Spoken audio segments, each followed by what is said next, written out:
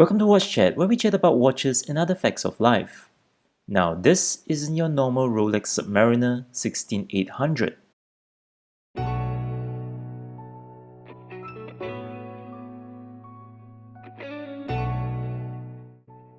The Rolex Submariner remains to be one of the most popular watches in the world. It is perhaps known to be the Rolex watch since it is worn by almost everyone who owns a Rolex.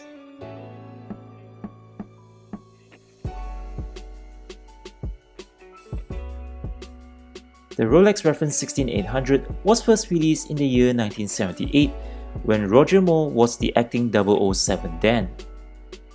The 16800 was a transitional sub that has a short 9-year production run, which makes it a rather rare collection.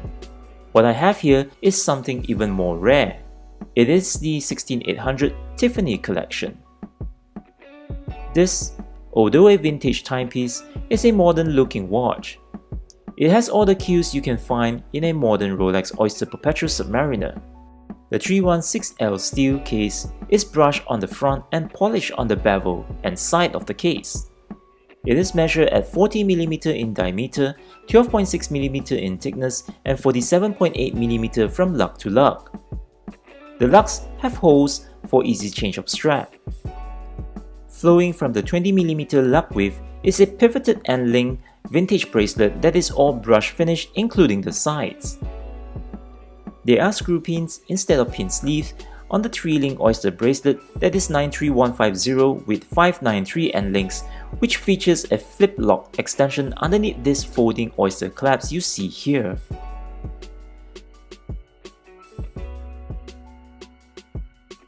That's the crown embossed on the clasp. Underneath this closed caseback features the automatic 3035 caliber that has 27 joules, 28,800 VPH, 42 hours of power reserve, hacking seconds function, features a free-sprung breguet balance spring, and it is COSC certified. You do not call the 16800 the transitional Rolex for nothing. It features the first quickset date on a Rolex sub using the signed screw-in crown that has a triple lock system. It features the first 300m water resistance on a Rolex sub. The first Rolex sub featuring a sapphire crystal instead of acrylic, and the first featuring a unidirectional bezel.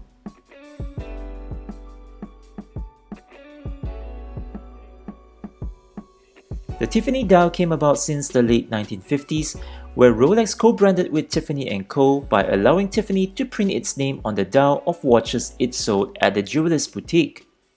However, in the early 1990s, the partnership ended and Rolex had stopped supplying watches to Tiffany to sell.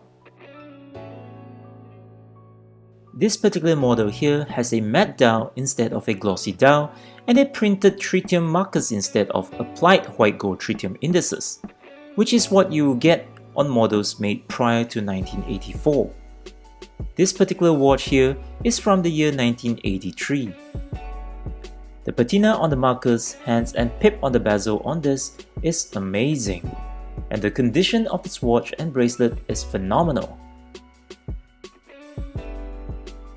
The thing about Tiffany dial watches, they are hard to find, definitely very sought after, and very expensive. Most vintage Submariner aren't very practical to wear on an everyday use due to its fragility. The 16800 is perhaps the first series of vintage modern subs that you can wear with confidence for an everyday use, featuring that gorgeous patina dial, simply because it has sapphire crystal, 300m of water resistance, and that harder 316L stainless steel case. What do you think of this watch? Isn't it gorgeous? Let us know of what you think in the comments below.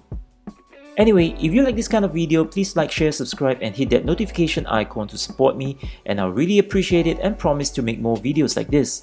Until the next one, thank you for watching.